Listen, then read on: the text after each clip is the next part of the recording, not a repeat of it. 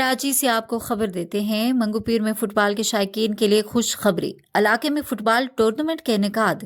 Chairman منگو پیر حاجی نواز بروہی نے کھلاڑیوں میں یونیفارم تقسیم کیے اور تقریب سے خطاب کیا۔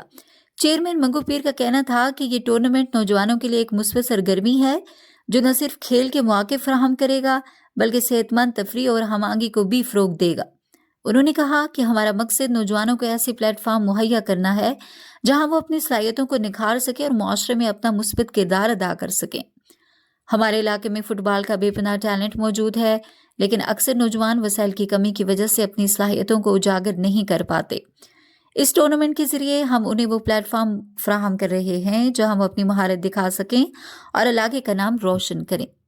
چیئرمین منگو پیر نے والدین اور کمیونٹی معززین پر زور دیا کہ نوجوانوں کو مثبت سرگرمیوں میں شامل کریں اور ان کی تربیت میں اپنا کردار ادا کریں۔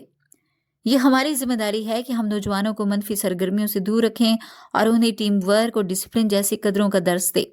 یہ ٹورنامنٹ انہیں ایک مقصد فراہم کرنے کا بہترین ذریعہ ہے۔